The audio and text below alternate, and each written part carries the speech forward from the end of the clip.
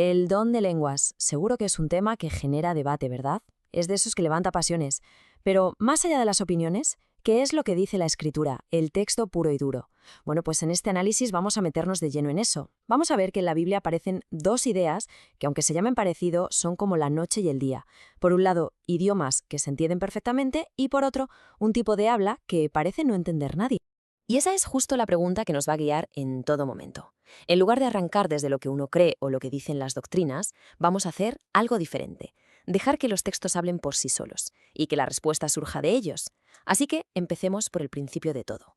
Y para que quede claro, desde el minuto 1, nuestras únicas fuentes van a ser estos 3 libros. El objetivo aquí es sencillo: entender qué son las lenguas según las describen los propios autores bíblicos, sin añadir nada más. Por cierto, a lo largo de este estudio usaremos el nombre YHWH, que es como las escrituras hebreas se refieren a Dios. Muy bien, pues vamos al origen. ¿Cuándo aparece este fenómeno por primera vez en la Biblia y cómo fue? Para encontrar la respuesta, tenemos que irnos al libro de los Hechos, justo durante la celebración de la fiesta de Shavuot. Fijaos en lo que pasó en este primer momento, porque es clave. Lo que más destaca es la claridad, una claridad absoluta. Aquí no hubo ni un ápice de confusión. El verdadero milagro no fue un sonido raro o místico, sino que un montón de gente de muchísimas naciones distintas entendió un mensaje a la perfección, cada uno en su propio idioma natal.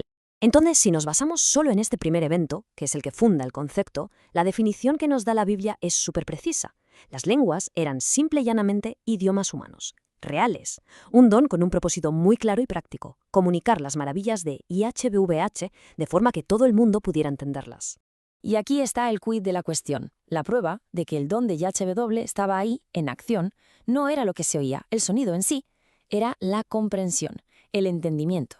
Dicho de otra manera, si el mensaje no se entiende, según este pasaje original, el don simplemente pierde todo su sentido. Vale, ahora vamos a dar un salto a la carta a los Corintios. Y aquí la cosa cambia, y mucho. Si en Hechos el don era tan claro y tan evidente, ¿por qué de repente Pablo tiene que ponerse tan serio y establecer unas reglas súper estrictas? Claramente, algo estaba provocando un desorden tremendo en Corinto. Pablo les lanza una advertencia que es directa y muy potente. Les dice que esas prácticas caóticas que no se entienden no solo no ayudan a nadie a crecer, sino que además estaban dejando a toda la comunidad por los suelos. La imagen que daban al exterior no era de algo sagrado, sino de gente que había perdido la cabeza. Para atajar ese caos, Pablo establece un protocolo muy estricto. Y ojo, que no son consejos, son mandatos. Primero, hablan 2, o como mucho 3. Segundo, siempre por turnos, nada de todos a la vez. Tercero, y esto es innegociable, tiene que haber alguien que interprete el mensaje. Y la cuarta regla es la consecuencia lógica de la tercera. Si no hay nadie que interprete, la orden es tajante. Silencio. Silencio absoluto. ¿Y por qué estas reglas tan firmes? Bueno, la razón es fundamental. No es una cuestión de gustos o de cultura. Se basa en cómo es YHWH. El texto dice que es un Dios de paz y de orden, no de confusión. Por lo tanto, el argumento de Pablo es muy simple. Cualquier práctica que genere caos y desorden no puede venir de... Pero a ver, si el don original era tan claro, ¿de dónde sale entonces toda esta idea de un habla que nadie entiende?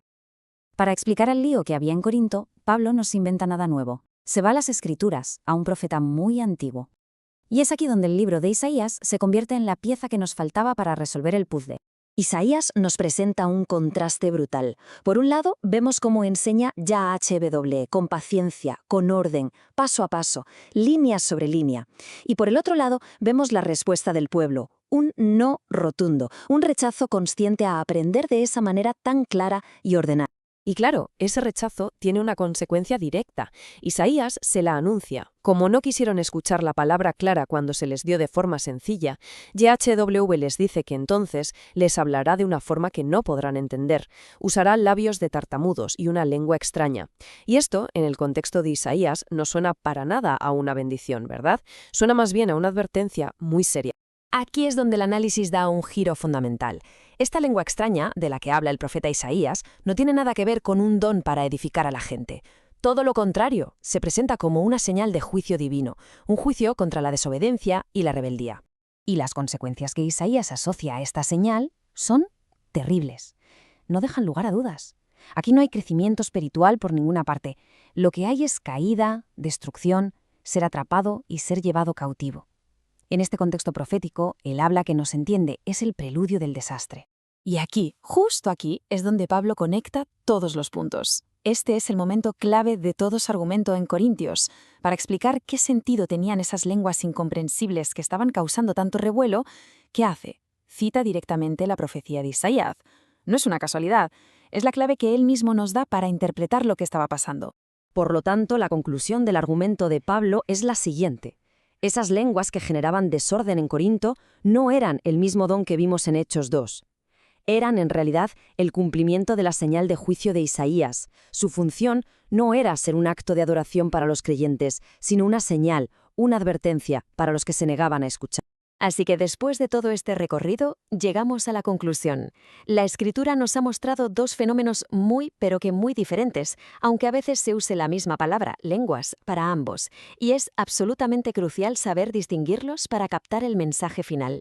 Esta tabla creo que lo resume todo a la perfección. Por un lado tenemos un lenguaje real, que se puede entender, cuyo propósito es comunicar y edificar, y el resultado es que la gente comprende las maravillas de Dios. Y por el otro lado tenemos un habla ininteligible, que funciona como señal de juicio para los que rechazan la enseñanza clara, y su resultado es la confusión, la caída y la destrucción. La idea que se desprende de este análisis de los textos es bastante clara. La fe que describe la Biblia parece dar mucha más importancia a la comprensión que a una experiencia que no se puede explicar. Según estos pasajes, el objetivo de la comunicación divina es siempre la claridad, la luz, no la confusión. Y cerramos nuestro análisis con esta pregunta, para que cada uno reflexione. A la luz de los textos que hemos visto, ¿hacia dónde apunta la Escritura? ¿Nos anima a buscar experiencias intensas pero incomprensibles? ¿O más bien nos invita a un estudio paciente y ordenado, línea sobre línea, para llegar a un conocimiento claro de la palabra?